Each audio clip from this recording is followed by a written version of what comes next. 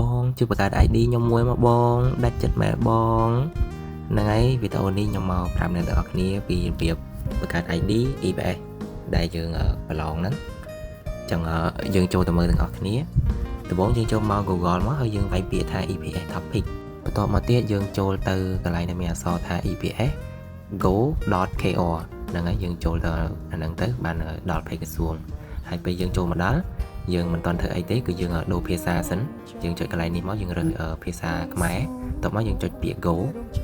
ហើយហ្នឹងហើយឥឡូវដល់ពេលបង្កើត ID ហើយយើងចុច sign up មកបន្ទាប់មកទៀតខាងលើនេះគឺយើងអត់ធ្វើអីទេយើងរើសអត្តសញ្ញាណប័ណ្ណហើយយើងចុចបន្ទាប់ហើយឥឡូវយើងដល់កន្លែងសំខាន់ហើយគឺខាងលើនេះយើងបំពេញលេខកូដប្រឡងយើងទាំង16ខ្ទង់ហ្នឹងហើយអាក្រោមនេះគឺយើងបំពេញលេខ passport អញ្ចឹងពេលអ្នកទាំងអស់គ្នាបំពេញទៅបើសិនជាចុចទៅវាឲ្យទៅមុខទៀតអាហ្នឹងគឺយើងបង្កើតបានហើយប៉ុន្តែបើសិនជាពេលយើងចុចទៅវាលោតអញ្ចឹងមានន័យថាវាឲ្យយើងឆែកលេខ passport ឬក៏លេខកូដប្រឡងសារថ្មីអញ្ចឹងអ្នកទាំងអស់គ្នាត្រូវមើលលេខហ្នឹងឲ្យច្បាស់វាយឲ្យត្រូវទាំងអស់ណាប៉ុន្តែបើសិនជាវាយត្រូវទាំងអស់ហើយវានៅតែលោតអញ្ចឹងទៀតមានន័យថាយើងអត់ទាន់អាចបង្កើតបានទេរឿងហ្នឹងខ្ញុំក៏អត់ទាន់ច្បាស់ដែរថាហេតុអីបានវាចេះតែឲ្យយើង check passport ហើយនឹងលេខ ID សារថ្មីអញ្ចឹងណាអញ្ចឹងយើងមិនទាន់បង្កើតទេយើងចាំមើល 4-5 ថ្ងៃទៀតចាំសាកបង្កើតម្ដងទៀតណាហ្នឹងហើយឥឡូវយើងបកមកអ្នកបង្កើតបានវិញពេលយើងចុចទៅមុខទៀតទៅគឺវាចូលកន្លែងនេះមកដល់កន្លែងហ្នឹងយើងត្រូវបើកគ្រីសខាងក្រោមហ្នឹងណាមានប្រអប់ទាំងប្រមាណយើងបើកទាំងអស់ទៅបន្ទាប់មកយើងចុច next ហើយបន្តមកទៀតយើងមកដល់កន្លែងសំខាន់មែនតើហើយកន្លែងហ្នឹងគឺយើងមើលទៅថាឈ្មោះខាងលើហ្នឹងឈ្មោះយើងមែនអត់ហើយនឹងថ្ងៃខែឆ្នាំកំណើតឈ្មោះយើងដែរមែនអត់បើមែនហើយគឺយើងធ្វើការបង្កើត ID មក ID ខាងលើហ្នឹងគឺយើងដាក់តាមចិត្តណាយើងចង់ដាក់មិនក៏បានដែរតែអក្សរអង់គ្លេសហើយត្រូវមានអក្សរធំមួយផងហើយបន្ទាប់មកទៀតគឺលេខកូដអាកន្លោនទី2ហ្នឹងគេឲ្យយើងដាក់លេខកូដហើយនឹងកន្លោនទី3គឺយើងបញ្ជាក់លេខកូដសម្រាប់លេខកូដវិញគឺគេតម្រូវឲ្យមានអក្សរធំ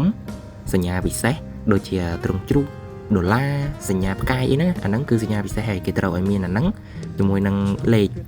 អញ្ចឹងយើងត្រូវឲ្យមានទាំង3ហ្នឹងមកអ្នកទាំងអស់គ្នាអាចមើលឧទាហរណ៍ដែលខ្ញុំសរសេរឲ្យបានតែយើងចង់ធ្វើម៉េចធ្វើទៅឲ្យតែមានទាំង3ហ្នឹង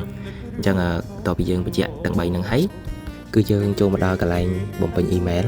កន្លែង email នេះវារៀងសំខាន់ណាបើអ្នកមាន email ស្រាប់នឹងយើងយក email យើងមកប្រើមកប៉ុន្តែបើសិនជាអ្នកអត់មាន email ឬក៏អ្នកអត់ចេះប្រើ email គឺបំពេញតាមខ្ញុំណាហើយដែលខ្ញុំថា email សំខាន់ដោយសារតែពេលដែលយើងភ្លេចលេខកូដយើងចង់បានលេខកូដមកវិញយើងត្រូវការយកលេខកូដប្រឡងឬក៏លេខ passport យើងទៅបញ្ជាក់ដើម្បីឲ្យគេផ្ញើលេខកូដឲ្យហើយលេខកូដហ្នឹងគឺវាផ្ញើតាម email ដែលយើងដាក់ខាងក្រោមហ្នឹងឯងបើយើងដាក់ខុសដែល email យើងប្រើគឺវាផ្ញើទៅអត់ជួបយើងទេអត់ជួបយើងដែរជាម្ចាស់ email ហ្នឹងទេអញ្ចឹងបើអ្នកទាំងអស់គ្នាមាន email ដាក់ឲ្យត្រូវតាម email ដែលយើងធ្លាប់ប្រើហ្នឹងទៅពេលមានបញ្ហាគឺយើងស្រួលដោះស្រាយអញ្ចឹងណាប៉ុន្តែបើសិនជាអ្នកទាំងអស់គ្នាអត់មាន email ក៏វាអត់ជាបញ្ហាអីធំដែរគ្រាន់តែយើងចាំលេខកូដឲ្យច្បាស់ទៅកុំឲ្យភ្លេចធ្វើម៉េចចាំលេខកូដហើយនឹងលេខ ID ហ្នឹងឲ្យបានទៅគឺវាឡើងមានបញ្ហាហើយអញ្ចឹងយើងបកមកកន្លែងបំពេញ email យើងវិញបើយើងអត់មាន email ទេយើងបំពេញយើងសរសេរឈ្មោះយើងមកសរសេរខាងមុខតកូលខាងក្រោយឈ្មោះហ្នឹងមកបានហើយប៉ុន្តែសេអក្សរទូចហើយនៅកន្លែងរើសនេះគឺយើងរើស Gmail អ្នកនរគ្នារើសតាមខ្ញុំមកបន្ទាប់មកយើងចុចបន្ទាប់ហើយនៅពេលដែលយើងបានជោគជ័យគឺវាសរសេរមកសួរថាតើយើងចង់ក្លាយជាសមាជិកអត់ហើយយើងចុច OK ទៅបន្ទាប់មកគេក៏ប្រាប់ថាយើងបានក្លាយជាសមាជិកហើយអញ្ចឹងយើងបង្កើត ID គឺប៉ុណ្្នឹងទេបន្ទាប់មកទៀតគឺដល់ពេលយើងចូលទៅមើល ID យើងវិញហើយបង្កើតភ្លាមអាចចូលមើលបានភ្លាមហ្មងអញ្ចឹងយើងបំពេញ ID និងលេខកូដនៅកន្លោនហ្នឹងទៅបន្ទាប់មកយើងចូលមកដល់កន្លែងមួយទៀតហើយកន្លែងនេះគឺយើងដាក់ថ្ងៃខែឆ្នាំកំណើតរបស់យើងប៉ុន្តែថ្ងៃខែឆ្នាំកំណើតហ្នឹងគឺយើងបំពេញតែកតុយទេដូចខ្ញុំឧទាហរណ៍ឲ្យអ្នកទាំងអស់គ្នាមើលអញ្ចឹងបន្ទាប់ពីយើងមកពេញហើយគឺយើងមកដល់ជំហានចុងក្រោយហើយយើងចុចសញ្ញាត្រេខាងលើនេះមកគឺយើងឃើញលទ្ធផលឈ្មោះរបស់យើងហើយអញ្ចឹងអ្នកទាំងអស់គ្នាអាចមើលខ្លួនឯងបាននេះរបស់គេទេខ្ញុំបង្កើតឲ្យគាត់អញ្ចឹងសូមលាក់ព័ត៌មានឯកជនរបស់គាត់ហ្នឹងហើយអ្នកទាំងអស់គ្នាអាចមើលតាមនឹងបានគឺវាមានតែប៉ុណ្្នឹងទេ